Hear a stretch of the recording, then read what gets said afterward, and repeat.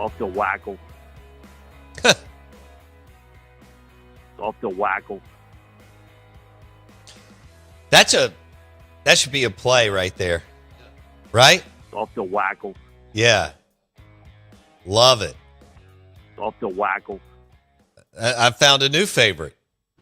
They break you and then bend you over and spank your butt. Well, good morning. Welcome into the Out of Bounds Show. ESPN 105.9 The Zone, brought to you by Farm Bureau Insurance. Bundle your auto and home and save with your local Farm Bureau Insurance agent. Go with the home team, as Jake Mangum, Pittsburgh Pirate, likes to tell us. Go with the home team, powered by competitive rates, powered by Farm Bureau Insurance.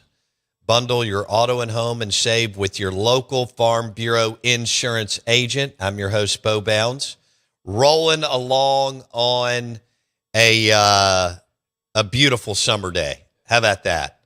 We're live in the Bank Plus studio, Out of Bounds, ESPN 105.9 The Zone. And we're excited to welcome in Espolón Tequila. You want to know something wild? Not all margs are created equal. It always comes down to one thing, the tequila. And that's why when I order a marg, I ask for Espolón Tequila. And you know I like Top Shelf. It's made with 100% Blue Weber agave and 0% BS. Whether you prefer Espolón Blanco or Reposado, both are now available in your size of choice throughout Mississippi. We're glad to have them on the show. Bo Bounds, Jay Meadows with you as we roll along. I'd like for you to rank your top 5 teams in the SEC for 2026. 1 through 5. Who are the best teams? I know Mississippi State's not going to be in this, or Arkansas, or South Carolina, or Kentucky, or Auburn, or Vanderbilt. But you know, you're going to have some like clusters of teams, you know. And so the question is, can anybody go 10-2? How many 9-3s will you have, and how many 8-4s will you have from the top teams? Because with the added conference game and the mandated non-conference Power 4 game, it's about to get dicey and crazy for everybody. But yeah, who do you have as far as your top 5 teams in the SEC this year? You know, Georgia 1 for me, LSU 2 for me. Then it gets blurry between Ole Miss, Bama, and Texas. And I think you could go either way, 3, 4, 5, shuffle them in and out. You know, Bama's D is going to be significantly better. Texas will take a step back on defense. And again, that doesn't mean that they can't be good. They just won't be what they have been. And then Ole Miss lost their greatest head coach of all time in football.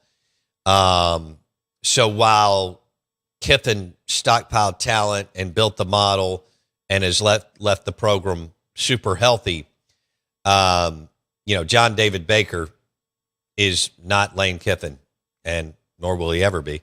But yeah, so that's what we're looking at, and we've seen, you know, the last couple of years, if you had an easy schedule, I mean, you were in the catbird seat, and all the teams really are opening up with cupcakes except Ole Miss and LSU. Is that fair? I mean, Auburn's playing Baylor. Meh. That may be a game for them. It may be. I mean, Auburn's got some players. I can promise you that. And they were within a whisker of winning the last 2 years. All those games they gave up in the second half. Some of them they were up double digits. Weird. So it's not like they were blown out in the first 8 minutes of the game and not competitive those 2 years with Freeze. I know they didn't get the wins, but I mean, they couldn't generate anything at times on offense, and yet Durkin and the defense would keep them in. But didn't they lose like 7 ball games by 1 possession? I think so. It was something crazy, right? Yeah. That was a couple years back. Auburn, Baylor. And that's where Kiffin made hay this past year. He won all his close games. Right. And those that were that close game against Arkansas, close game against Kentucky, close game against Florida. He was just you rip off those wins, and you all of a sudden end up in the college football playoff. Yep. You look great. That Auburn Baylor game, that's an Auburn 6.5 open spread. That sounds about right. Isn't it literally right on the head? Isn't that in Atlanta? I think it is. And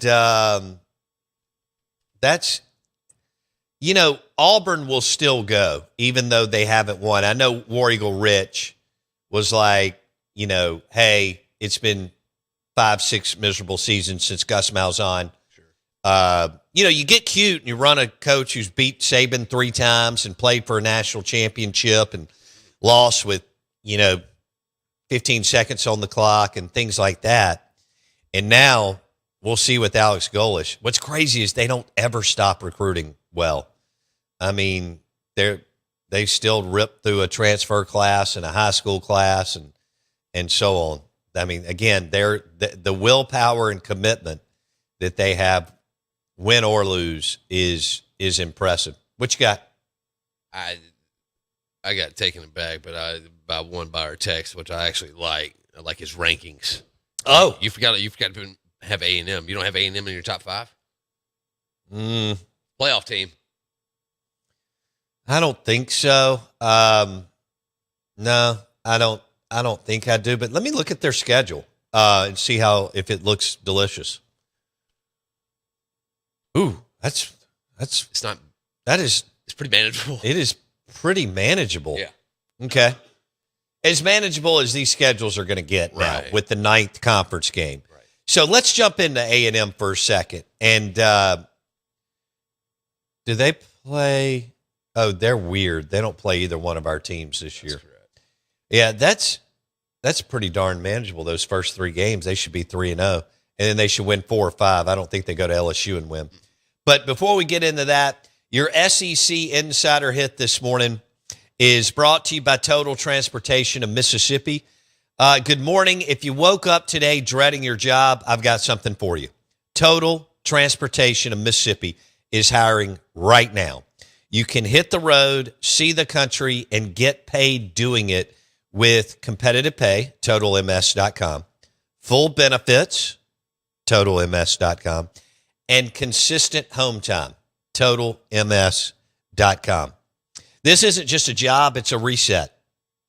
Go to TotalMS.com and come join the home team powered by Total Transportation of Mississippi. They're offering nationwide and regional routes for solo and team drivers. Apply online, front page, TotalMS.com. Now, back into A&M real quick, because Mississippi State and Ole Miss did play them a lot when they joined the league because they were in the West. We went through the whole Johnny Manziel mania. And then Mississippi State kept them the last couple years. So they go Missouri State, Arizona State, Kentucky, all at home to start the year. Yeah. They don't leave Texas for a while. And, yeah, not until the 4th game when they go to LSU. Then they come back home against Arkansas. At Missouri's manageable. The Citadel at home. Hey. So, I mean, at this point, you could be 6-1 if you win at Missouri. I don't think you're winning at LSU. Now, you've got either the same amount of talent or damn near than LSU. So it's not like it's this big disparity, talent disparity between A&M and but I don't love what Elko did as far as replacing his coordinators. But he's a good coach. And then after the Citadel, they go to Bama. It gets a little tougher. They go to Bama, at South Carolina, Tennessee at home, at Oklahoma, Texas at home on that Friday of Thanksgiving. That'll be a big one. So 8.5 wins in Vegas. 1, 2, 3, 4, 5, 6. Let me go through that again. 1, 2, 3, 4, 5, 6, 7. So they've got a path to 9. Yeah. And then they've got a path to 7 or 8. Okay. Yeah. At LSU, at Bama, at Oklahoma, Texas at home. That's But then some of the other spots are really good. They got to make hay early. Like I said, they got to win 6 or 7. You win 6 or 7, you'll be ranked in the top 5. And you could be going into Alabama. Bama may have 1 loss, right. Maybe 2. Top 5 matchup. Yeah, it could be. Or a top 10. Yeah, sure. Yeah. That Bama A&M game, October 24th, could be wild. And Bama will have not had they will have played 8 games. That will be their 8th game in a row before having their week off. What? And they will have played Georgia at home and at Tennessee. Jeez. Going into the A&M game being their 8th game without a bye. That kind of lines up for them then. A&M. Yeah. That's not bad. Yeah. And A&M will have they will not have either. That will be their 8th game. They don't have a bye. Like Texas has an early bye. Right. Oklahoma, Ole Miss. Yeah. Those are the first buys that I see in game week 5. Ole Miss, week 5. Oklahoma, week 5. Texas, week 5. Bartu says you want to hold it as long as you can. Yeah. So that's not ideal. You'd rather have it at least week 7, who would be like South Carolina. Mississippi State's week 6. So they're a week after Ole Miss and Oklahoma and Texas. But a lot of them are late. Yeah. October 24th and October 31st, it looks like to me, are the bulk of the buys. Teams getting 8 and 9 games into the season before getting a bye. Long time. Yeah. And then you get healthy and try to make your 4-game run. Well, you try to get healthy and try to make your 4-game run. And this is just another repercussion from the 9th game. No, I think, I don't know how, I don't think it has anything to do with the 9th game because buys are buys. Sure. But I was talking about them being that late. Well, I don't know how that's done. I know I'm looking here. Nobody has one until week 5, and that's Ole Miss, Oklahoma, and Texas. Because Oklahoma and Texas play that next week in the whole fair and Dallas and Cotton Bowl and all of that. So that's interesting. You got Texas for the first time in a while playing Oklahoma and A&M in the same season, and A&M playing Oklahoma and Texas, and they'll play them back-to-back at the end of the season. So like I said, A&M's schedule is front-loaded. Yeah. The back end's brutal. Yeah. You got to win 6 or 7. If not, 7 of 8 to get where you want to go. Damn, Vandy's going to start. Well, NC State has C.J. Wilson. They like him at quarterback. Vandy's going to take a step back. Because even Mississippi State, I mean, that's probably their best opportunity to win a home game, conference. Yeah. And then Auburn. Would you say? Yeah, Vandy, then Auburn. How about Vanderbilt playing Austin Peay, Delaware, and then NC State to start the year? Ole Miss is the one that plays 3 tough teams in the first 4 weeks.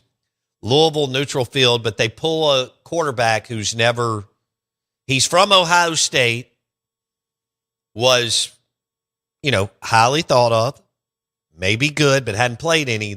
He transferred into, because Julian Sayin is the starter at Ohio State. Right.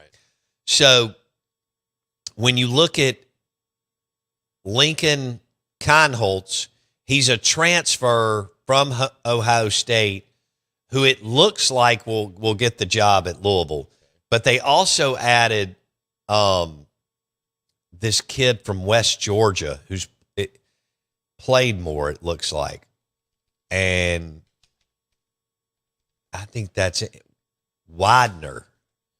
So I don't know who Ole Miss will face. They think it's going to be Holtz, but that's a big boy. David Widener. No, David Widener played better in the spring game.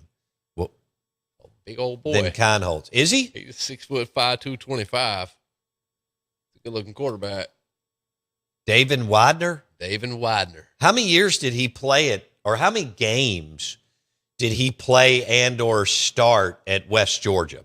Oh, he did a chunk. Let's see. The majority. Oh, really? Yeah, he's played a lot of ball. Okay. He played every game in 25 regular season, yeah. Oh. Yeah, so he played a lot of ball. They didn't throw it a whole lot. He's a runner. Maybe. Take off with his leg. He does like to run. Good God. Yeah, he's a runner. Wow, this guy on the text line has Ole Miss number 1. Okay, 601 area code. Ole Miss 1, Texas 2, Georgia 3, A&M 4, LSU 5. Okay. Ballsy. Think LSU's low. I don't have Ole Miss at number 1 above Georgia or LSU. No. I got Georgia 1 and LSU 2. Now, are you assuming? Oh, he doesn't have Bama in here. Okay. Are you assuming that LSU wins that ball game in Oxford? Yeah. Because if not, then Ole Miss would need to be flipped in some of these rankings, right? Well, I mean, that one game may decide, but that doesn't mean that the winner is going to finish above whoever loses. Yeah. Yeah, sure. That day, right, you're better, Ole Miss or LSU, but I don't know what you're going to look like as far as, look, non-conference games, 6-3 is going to be incredible. 6-3 is going to be unbelievable. You're going to have some teams finish 2-7 and 3-6. How many conference games? Can a team go 7-2 in the league this year?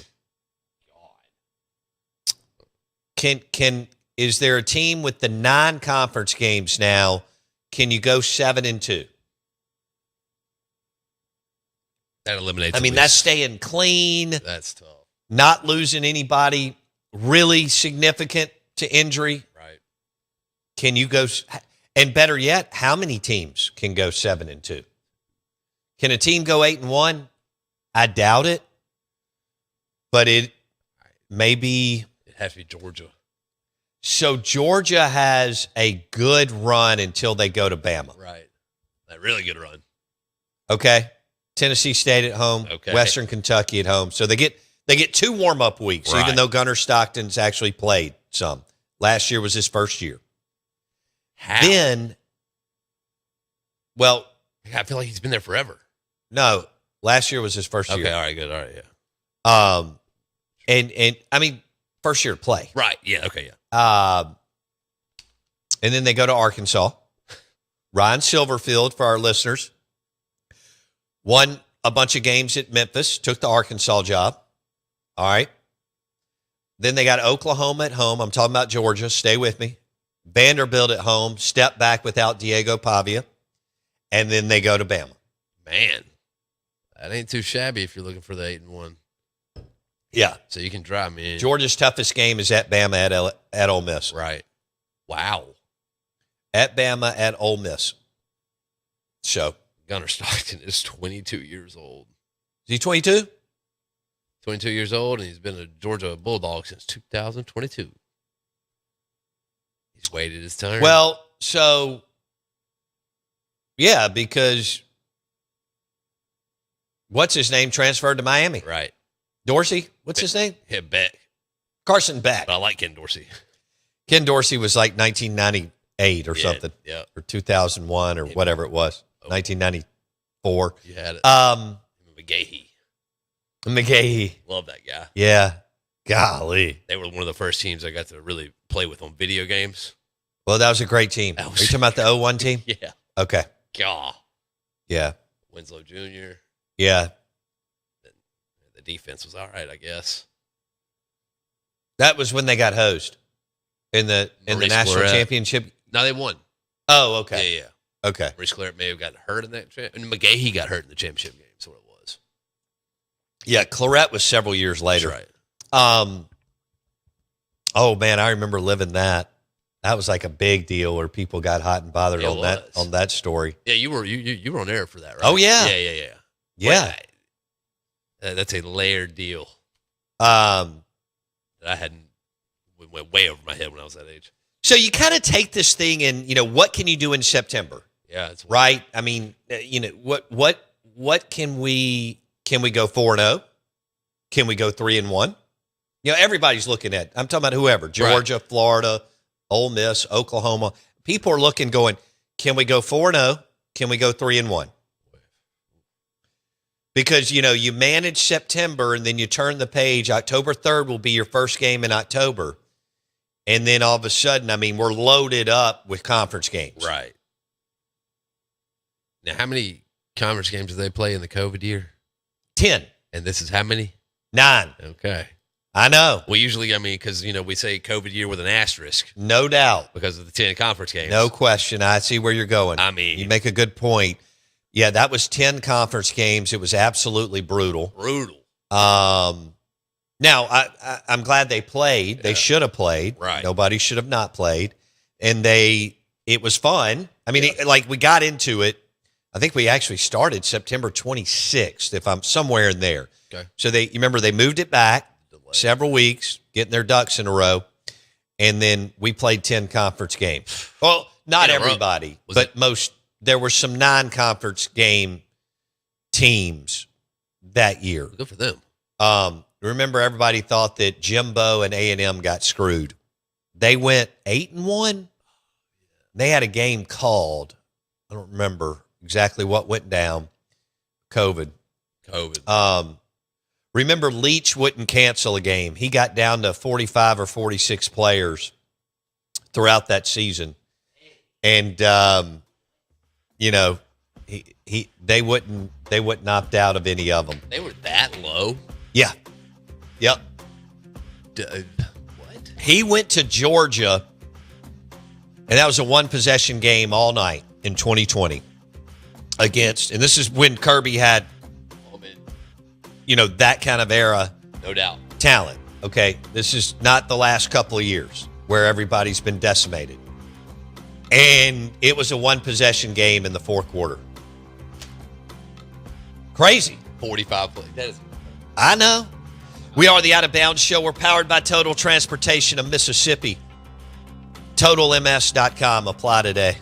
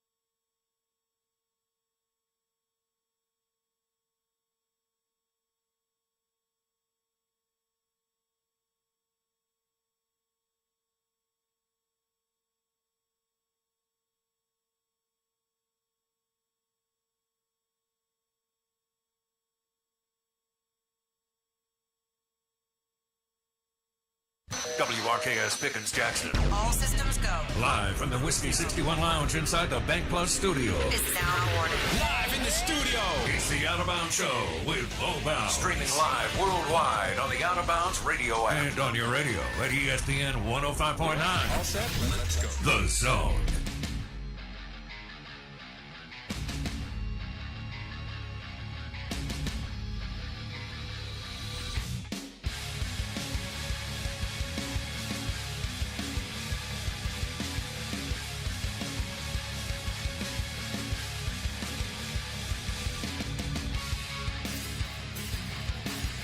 Off the whackle.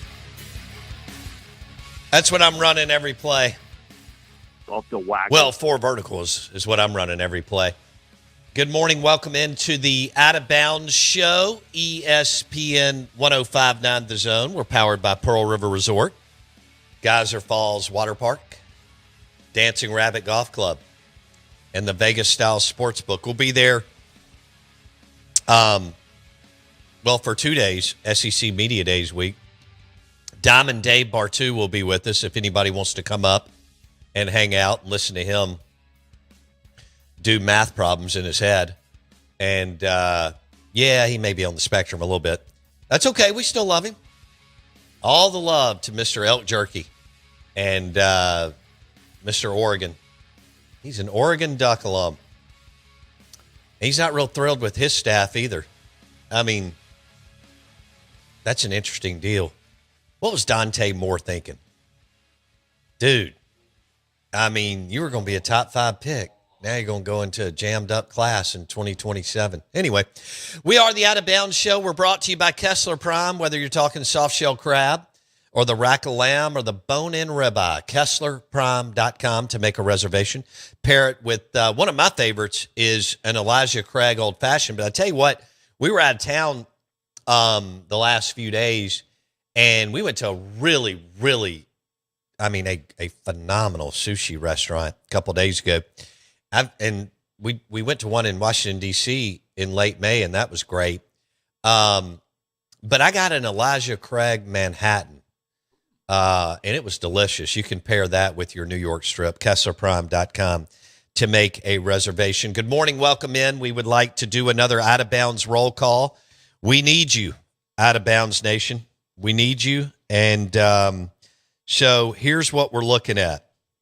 I want to hear from you 3 different things. How are you listening to the show? On the text line, 601-885-3776. Are you on 105.9 The Zone or streaming the show? Where are you listening from? And give me your top 5 teams in the SEC going into 2026.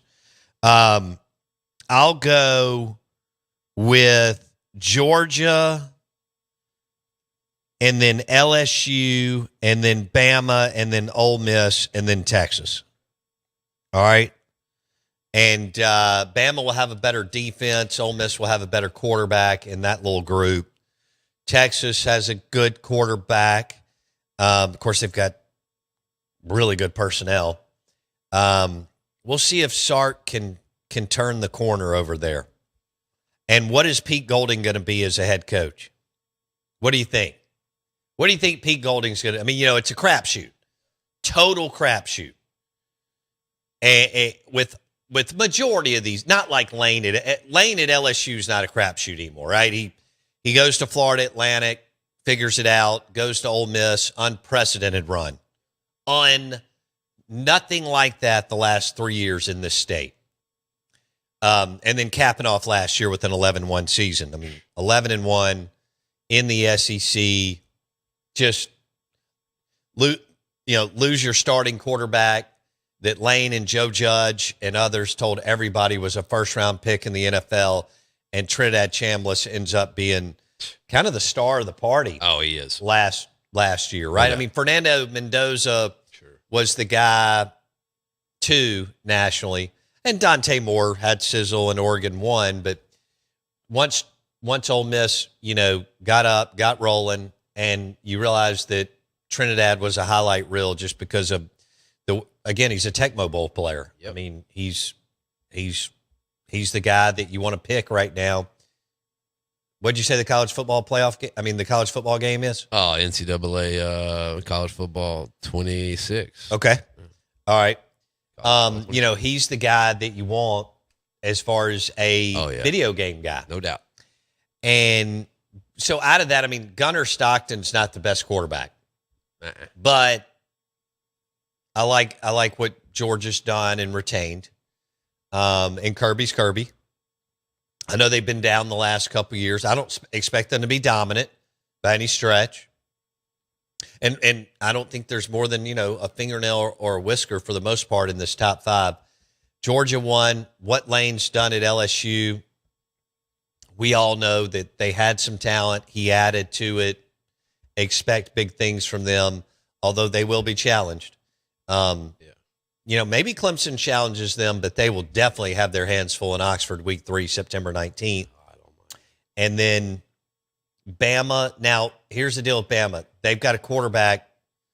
One of the 2 quarterbacks that they go to, they don't have any playing time under the belt. Right. But they're expecting their best defense in a long time. So that is a big deal. And can they run the football? Javen James is going to start at right tackle from Mississippi State. Nice. Now, he played left tackle last year. Right. And he couldn't block. Just God bless him. I think it's a combination of, you don't have a good offensive line coach. Phil Lodeholt would be ranked 16th in offensive line coaches in the league. And maybe Arkansas's would be tied. I don't know exactly what Arkansas and Kentucky have on the offensive line. Right. But, Vanderbilt's much better coached in the, O-line than MSU. Dang. And South Carolina, I would think so too. I'm thinking of the bottom feeder teams. Right.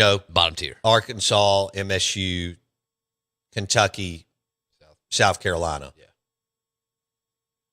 No Vandy? Probably.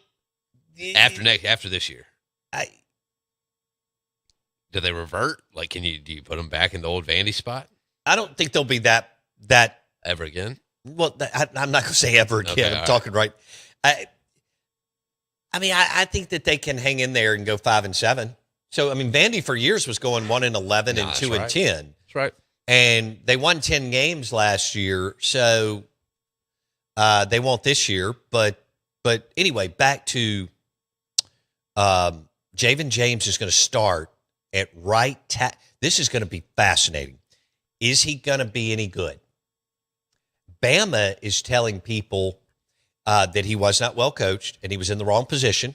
And they have now moved a freshman All-American from right tackle to right guard. Big deal. And Javen James is going to start at right tackle for the Alabama Crimson Tide. And we'll be able to see if they can run the ball. Not early because they play East Carolina game 1. So it doesn't matter. Jackson and I could go over there, whatever. They go to Kentucky game 2, probably still not. That defense will be enough. Florida State at home, and then it starts to get a little spicy. See what happens there. But Bama's breaking in a new QB. They didn't go to the portal. Like Lane is committed to going and getting someone who has a ton of reps under his belt. No doubt. He gave that 1 year for Jackson Dart. It was a little bit of a rough year. He went and got somebody who had not played that much. I think he had played 4 or 5 games at Southern Cal. Right. But other than that, since Dart's second year, Dart, junior, senior year, tons of PT. And then, of course, he inherited Matt Corral, and Matt had played some. And then he got 2 years Matt. Last year, Austin Simmons started off, was not good. No. He was throwing it to the other team. And then he got hurt. Trinidad goes in, and Trinidad doesn't throw but 1 pick. I think it was just 1 pick. Oh, yeah. Which is insane. His decision making, he's probably the best decision maker. Yeah. In college football. I think so. We're live in the Bank Plus studio. Steve Robertson at 8:30.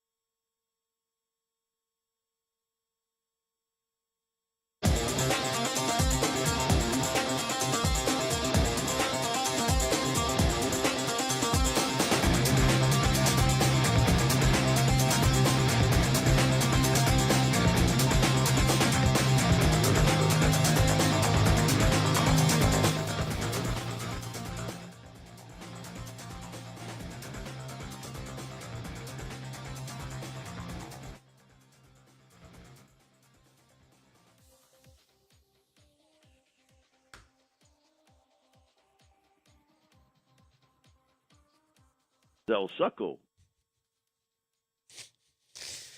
Out of bounds, ESPN 1059 The Zone. Bo Bounds, Straight Funk with you on a summer day where we're talking SEC football. SEC football. And Steve Robertson will join us next. Steve Robertson coming up next. Who are your top 5 teams in the SEC going into 2026? Let it rip on the Dancing Rabbit Golf text line. Bring it. I'd like 3 questions. You know what? I came back with 2 Tito's hats. I'll give away both hats. They're really good looking. I'll give away both Tito's hats and some Tito's swag. For those of you that have already texted, if you answered all 3 questions, then you're entered to win. Going forward, whoever answers all 3 questions, you're entered to win a Tito's summer prize pack. All right? So that works. Tito's summer prize pack.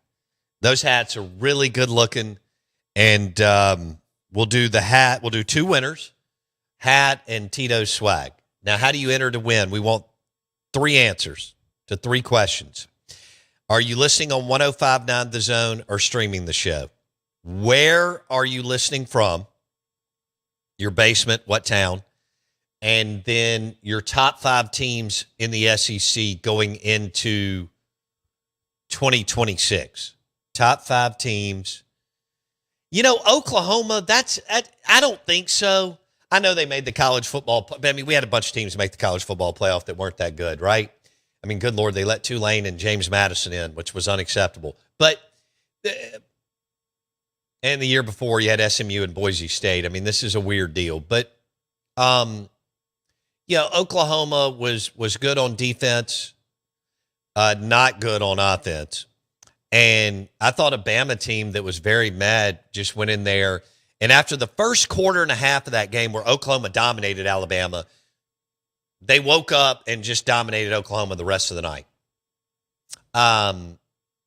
So, no, I don't think so. But let's look at their schedule and see what the Oklahoma Sooners, they go to Starkville. I don't know that they've ever been to Starkville. I can't remember that they have. Ole Miss went to Oklahoma last year and won. And it wasn't close. Oklahoma couldn't do anything on offense. P. Golding had John Mateer's number, and that, I think they won by 2 possessions, like 26-12 or something like that. So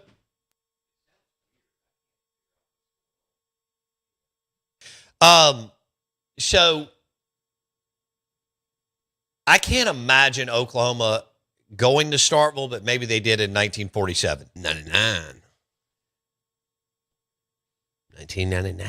They didn't go to Starkville in 1999. Okay. So, but now Oklahoma State and Mississippi State played a home and home when Cheryl was there. And I do remember the Cowboys, and that was pre-Gundy. Actually, it was pre-Les Miles, which then Gundy took over and didn't step down until last year, which is incredible. Like, Mike Gundy replaced Les Miles going to LSU and just stepped down from Oklahoma State last year. So they've had 2 coaches in the last 26 years. Les was there for a minute. He upset Oklahoma once, maybe twice, and then that was enough for him. He was a Michigan man, and he played for Schembechler, and that's kind of a lot of that stuff is burned off in this new world of sports and college football. But back then, that got ADs and boosters hot and bothered, and so Les wanted a place where it's hard to win. Although Mike then went in there and won 8 to 10 games. Mike Gundy won 8 to 10 games basically for 20 years. But yeah, Les parlayed that into LSU. First ever matchup. And by the way, I don't think Oklahoma will be bad because they have players. Yeah. I mean, Venables is a recruiting maniac. I think he'll be a typical Will Muschamp type head coach. a little bit better, possibly, but not be able to get the offense right. Yeah. He's just one of those guys that will not be able to get the offense right, and he hasn't since he's been there. I mean, they've had a few good moments, but for the most part, they've been pretty meh. And then a lot of times they're pretty damn physical and good on defense. That's Venables' thing. Y'all all remember his run. Well, he was a DC at Oklahoma, but he really became a big name. I take that back. He got some love under Stoops. Yeah. But when they went to Clemson and he and Dabo got going, that was the deal for Venables. No doubt. And he saw the writing on the wall when Bob Stoops' brother, Mike Stoops, got fired from Arizona. I think that was Byrne maybe that let him go, but I can't remember. Anyway, he knew when he came back, he was never going to be the guy, even though he's 100 times better defensive coordinator. And Venables was like, I got to find an out. Dabo had just gotten beat like 70-21 in like the Orange Bowl by West Virginia. Yeah. And was kind of on the ropes, and they were trying to figure out what they wanted to do. He made one of the greatest hires in college football as far as coordinators.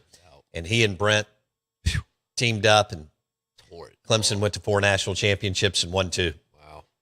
And say what you want about Dabo now and not warming and embracing NIL, but y'all would all give you know what to go to 4 national championship games and win 2 of them. No doubt. And have a Heisman win, or do you have 2? Oh, yeah. Did Lawrence win it too? Deshaun did. I know Deshaun did. I believe Lawrence did, yeah. Okay. Yeah. Wow. That's crazy.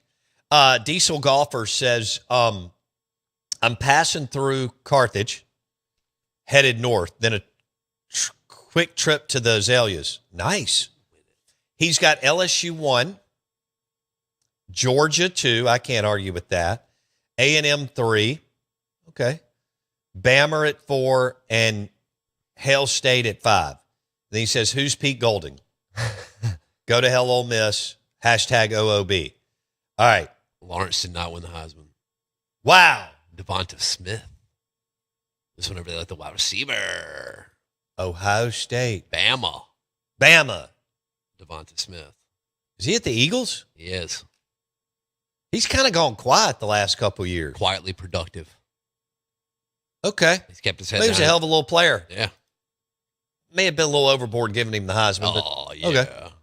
All right. So Oklahoma, 7.5 win total.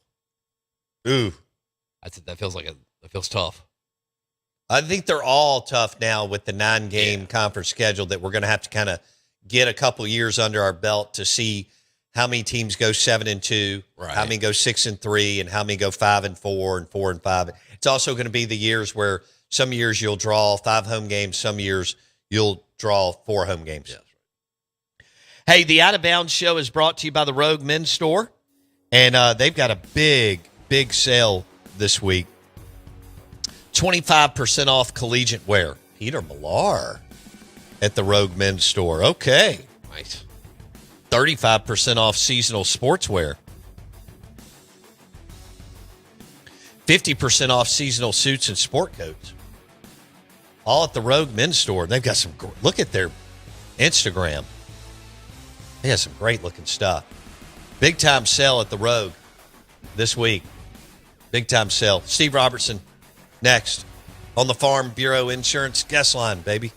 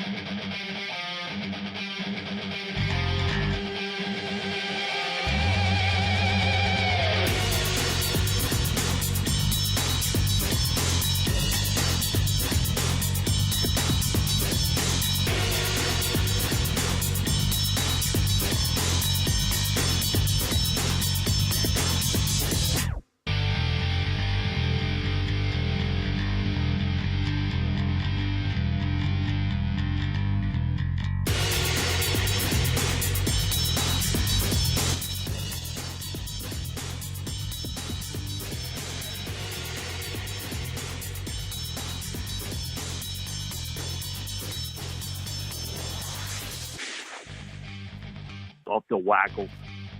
Yep, that's one of my favorite. Good morning. Welcome in to the Out of Bounds Show, ESPN 1059 The Zone.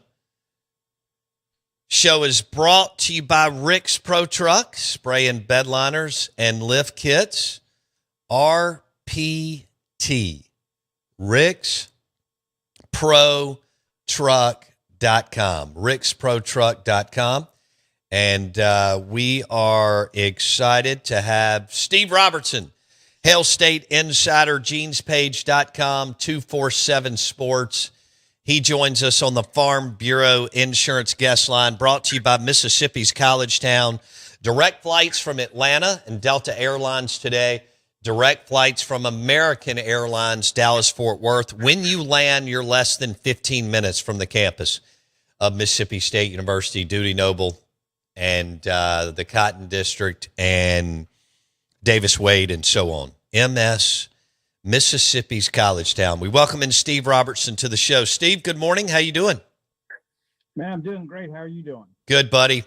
Well, I'm doing better than our listeners that are asking a lot of questions about Mississippi State football recruiting or the lack thereof. So my text line has been full of this for a couple of weeks, and we had to address it with you. How concerned are you with the Mississippi State football high school recruiting, Steve? Well, I am concerned, and to suggest otherwise would be disingenuous. I mean, because you shouldn't lose prospects of interest from within 30, 40 minutes of your campus. I mean, we've built a program on young men from Ackerman and Louisville and places like that. And that's the thing. When you're competing head to head with Ole Miss, you're going to split most of the players in the state. But the guys that kind of grow up in the shadow of your own goalposts, you expect to get those. And to lose those to Ole Miss is a gut punch. I mean, granted, the process isn't over, but what we have seen in recent years with these summer official visits is the majority of June commitments are sticking. And that's important to understand. All right. Arnett and Brock just got there. So Golding has been in the state, as you know. First of all, he's been at Alabama recruiting the state of Mississippi, then at Ole Miss, as you know. So it's DC. Now he's the head coach, Steve. So when you flip out of Coleman Hutzler and you're as bad as you are on the defensive side of the football, it's a tough sell for Arnett, and he's just now cultivating these relationships. Steve, I guess in January and February, leading into the big June commitments that you're talking about. Yeah, and not to mention, too, I mean, State's had 3 consecutive losing seasons. I mean, you look at what Ole Miss has done the last 3 years. Ole Miss is the sexier team within the state, and anybody that denies that is just being dishonest with themselves. That's the reality of it. Now, granted, they've made a coaching change, but there is some continuity there. As you mentioned, those relationships carry over. I mean, Pete Golding's been recruiting some of these defensive kids since they were in middle school, right? They were coming to Ole Miss camp. They were going to Mississippi State camp. So Zach Arnett is a new name to many of these players. Well, Pete Golding's the guy that, hey, I remember we had you in camp as a 7th grader, right? I mean, those kinds of things matter. I mean, and for young people, when you're making the first adult decision of your life, you want it to be as comfortable as possible. And that's what continuity breeds. What are your expectations from here? Is it basically come down to winning some football games in September and October and November and getting some kind of juice and buzz to start to change? Not that they're going to get some of the players that are already committed, like you're talking about, but to start to make hay in the next class, or even some of the border state prospects, Steve? Well, absolutely. You can always sell a promise for so long. You've got to have some productivity. And you go back to the Dan Mullen era, right? When Dan first got here, right? All Dan had is like, hey, I coached Tim Tebow. But people were still giving, Urban all the credit for that. They're like, oh, well, Dan couldn't win without Urban. And I think we saw eventually that, Urban struggled without Dan. But in the beginning, all Dan Mullen had to show was a vision. Well, then after 2010, and you beat Georgia, you beat Florida, you go crush Michigan, in the bowl game, in the Gator Bowl, Well, now all of a sudden it's like, hey, well, this guy does know what he's talking about. And I think that's kind of one of the things that Jeff Levy has to do this year is, granted, you've had the benefit of the transfer portal, but you've also had the detriment of the transfer portal, right? So you've had a lot of guys leave. Some of them were your choice, some of them weren't. But you've got to win some football games to get kids to buy in. Steve Robertson, genespage.com. Which one hurt the most?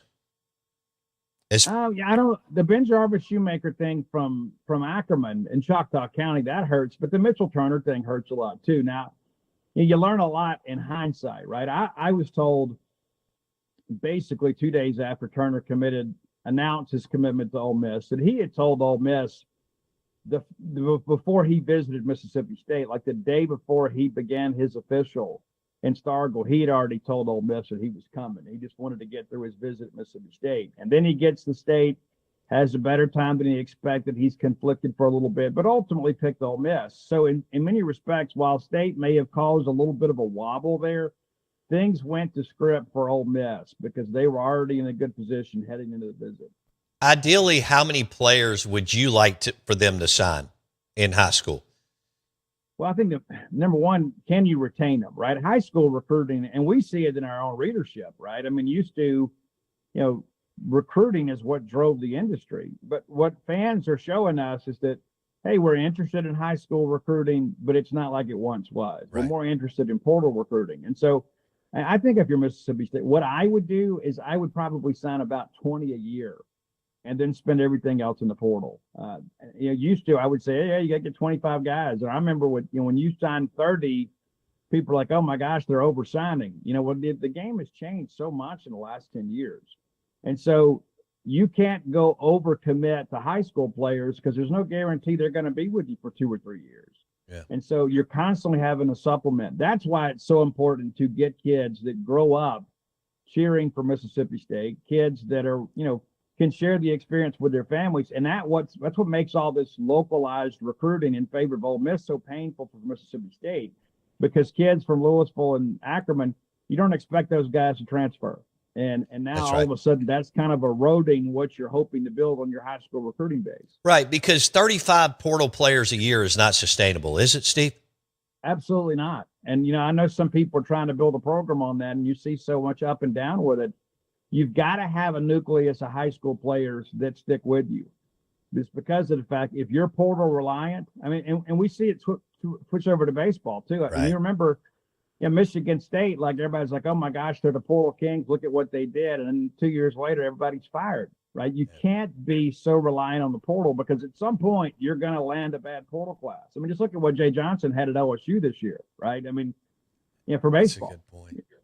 Yeah, you simply cannot continue to bet your livelihood on a portal class every single year. At some point, you got to have a strong nucleus. Didn't you tell me O'Connor wants to start the process of shifting more to high? He knows he's got to use and leverage the portal, but he wants to get it to where he can get some classes in and retain them and not have to go as heavy portal in the future, maybe after this year?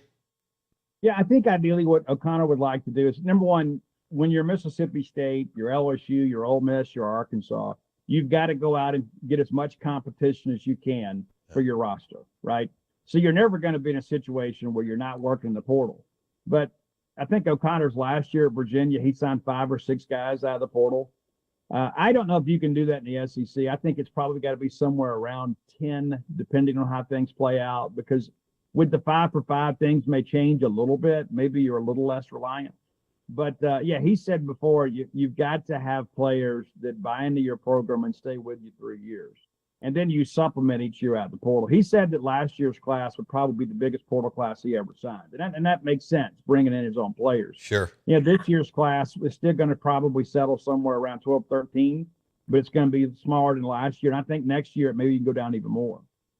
Steve Robertson, genespage.com, 247 Sports on the Out of Bounds Show. Back to football, and then we'll do some baseball here in a minute.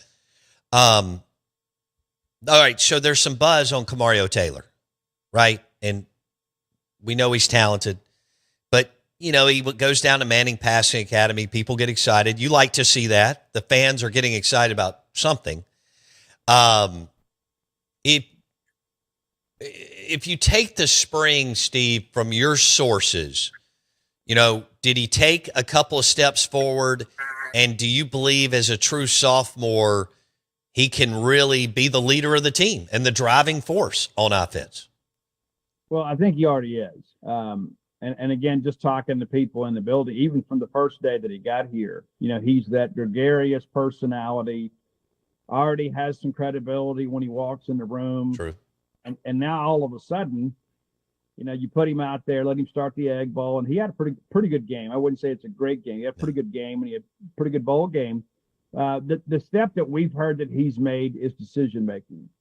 During the spring, it's just being more comfortable in the offense, knowing where the checkdowns are, understanding his progressions, and not being a one-read quarterback. And so that's what you expect long term when you begin to get some reps, and that's really what he needs is reps. He has all the talent in the world. And the fun thing for me is we've covered this young man as a recruit out of high school, and we've understood the magnetism that he has, right?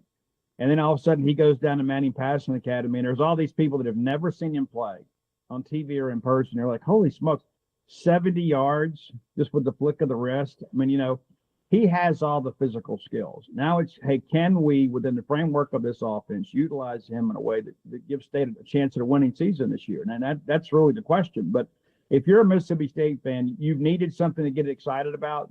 Kamario Taylor is absolutely worth your attention. What if they're just a little bit better on the offensive line?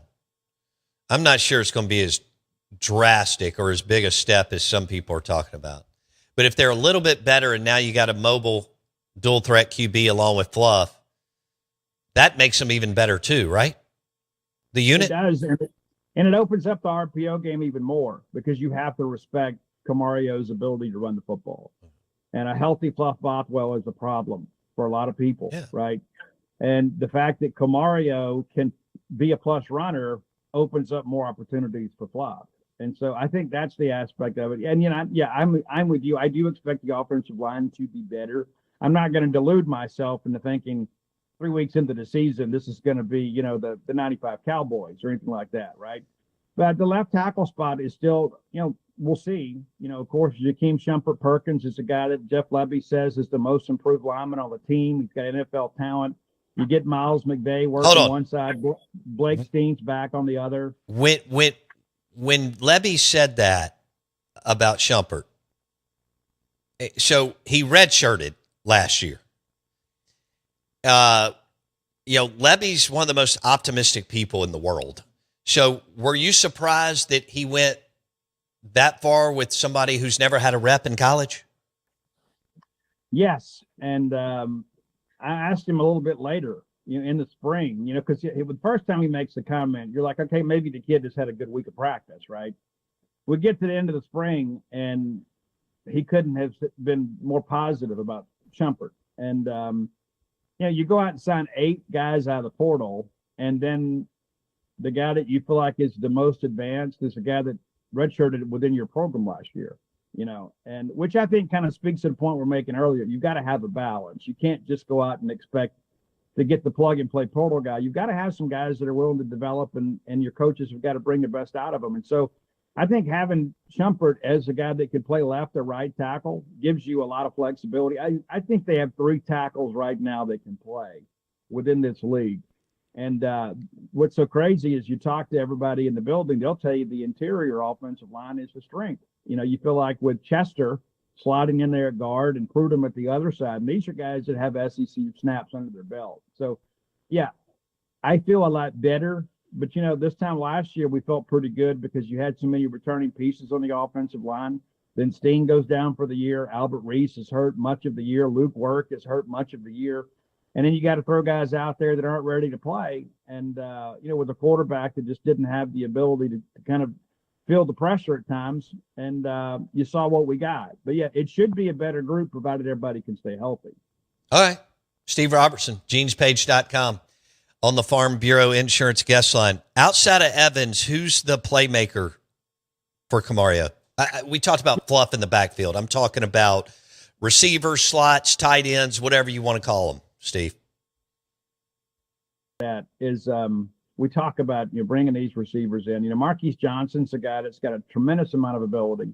I didn't think he had a great spring, and I've heard it's one of those things where he's just trying to pick it up a little bit. But he's a guy that could be interesting. But I wrote about this yesterday. Everything said, well, how do we replace Brennan Thompson? Well, you replace Brennan Thompson the same way you replaced Kevin Coleman, right? Both of those guys are in the league now. When Kevin Coleman came in here, he had never done anything in college. No. He had the best year of his college career. Transfers to Missouri and regresses. Had one touchdown catch last year. Now, granted, he ends up as a fifth-round pick of the Dolphins. Chad Bumpus and Jeff Levy both have told me it's not the player, it's that position within this offense. That is going to be a productive position in this offense because it's designed for that. And so everybody freaked out. Well, how in the world do we replace Kevin Coleman? Oh, you signed this kid from Oklahoma. Brennan Thompson's never done anything. All he does is go out and set a school record. And so it's not the personality, it's the principle within the offense. And so I think because of the fact that through Jeff Levy's career, they have found a way to get that particular position in the football and get them in matchups that are advantageous. You're going to see a lot of that this year. Steve Robertson, genespage.com, 247 Sports. People are frustrated with the Road Dogs tour getting canceled, and there's just not a lot of buzz, and people aren't out, shaking hands and kissing babies with the Mississippi State faithful. What's your reaction to that, Steve? Some of that's warranted, and I know a lot of people have said, hey, with all these new expenditures and rev share and stuff, some things have to get cut. But, I see a lot of other schools out there doing that. And quite frankly, I think in times of distress, that's when you need to be more visible. It's not just when, hey, things are going great. We got Dak Prescott, we got Dan Mullen, we got a chance to go compete for the SEC West. Those years are fun, but they're not as needful. When you're struggling a little bit, to create some enthusiasm for the program, you've got to go manufacture that. I think you have to go out there and you have to be visible. You have to answer those difficult questions at times. But the main thing is people just want to be, you can accomplish that in Starkville. I think you've got to get out and go. And again, I don't know all the details behind the decision. Sure. But I know if it were me in my organization, in my business, and we were in times of crisis, I would be there. I would go out there and speak to my benefactors and the shareholders within my own program, and I would provide them some level of assurance of what we're doing to get to where we want to be. I couldn't agree more. Let's go to baseball. How would you sum up O'Connor's portal class to date? I love the offensive pieces, and we knew kind of going into this thing, you had to prioritize the bullpen because you weren't going to be able to get bona fide weekend starters to come in here knowing you're returning your entire weekend rotation. You may get a spot starter. And listen, you're never going to go through the full year with the same three guys. You need a fourth starter. You need to cultivate a younger guy to be your midweek guy. But you can never have enough starters. But it's difficult to get people because their agents are all telling them, even the relievers, hey, you need to go somewhere you can start, right? Right. I think offensively, there's no Ace Reese in this group, okay? And let's just go ahead and settle that. But I think as a collective, it is probably the best offensive class that we've ever signed in the portal. And then you go out and you get some bullpen pieces, and everybody knows, how many games last year did we get a great start and then couldn't close a ball game? Right. I go back and think about Texas A&M, those are games that, Arkansas for that matter, you look at so many of these things when we had bullpen issues. Now, granted, you lose Ryan McPherson for 2 months, you lose William Kirk for the year, guys have to move up. But this is Mississippi State, okay? Nobody's ever going to say it's okay to have a lack of depth at Mississippi State. And I think O'Connor has taken steps to ensure that that's never a convenient excuse for anybody. Okay. And so the starting rotate, Tomas, McPherson, and Duke are back, and Jack Bauer could compete for one of those spots. Is that fair? Yeah, and then we'll see what happens with William Kirk. That's right. You mentioned him. Yeah, and he was a guy too that was if he stays healthy, Billingsley remains a bullpen piece, right? Yeah. And of course, Bill's not headed to Coastal Carolina, and they're going to try to turn him into a weekend starter. And I think he's You know, got so- good stuff. I wish him the best. And in that league, right? I mean, you begin to kind of think about, maybe jumping from JUCO to the SEC and then being forced into these roles, which is a bit off more than he can chew. But I tell you what, the kid did not cower down. No. And I wish him the best. I mean, I traded some texts with him after he committed to Coastal and just wish him the best. And they got big plans for him. And that's the thing, too. If you begin to think about him after a year with Parker and how much he learned. Yeah. And now you've got the 5-for-5, right? So yeah, he's a guy that maybe work his way into, a middle round pick within a year or so. Who knows? Right. All right. The one pitcher you're excited about in that O'Connor Parker landed in the portal. I got a minute. I really like the Scheinflug kid. There's some guys that obviously has some ability, but what I like about the Scheinflug guy, he's a left-handed, and he's kind of got a different delivery, but that changeup is absolutely incredible. And I think that he is a guy that makes you a lot better just because of the fact that he's not just a matchup guy. You could ride him for 3 or 4 innings. And you need guys that have some flex like that. You don't just need a lefty specialist. I mean, you need one of those guys on your roster. But when you got a guy like him who can start for you, he can be a long reliever, and he can be a closer for you, that gives you a lot of options to work with. And so I really like him as the addition. And I think they've done well. And, we'll see what this high school class looks like after the weekend with the draft. And then, you may have to recalibrate, make some other adjustments. But, I think Mississippi State's going to bring an extremely talented group to campus. I got 30 seconds. Give me a percentage on Maniscalco. I would lean more towards 55% of him signing just because you don't reclass to come to college, right? You reclass for the draft on the baseball side of things. And I think the fact that his dad was a minor league baseball player that made it to AAA, he's prepared for this probably as well as anybody in the country. But I understand the number is significant. He's not going to, he's got a great situation and he's not going to sign for peanuts. So I can't totally rule it out, but I would say as of today, I would lean a little bit more towards him signing just because of his actions. Steve Robertson, genespage.com. We'll be back in a second.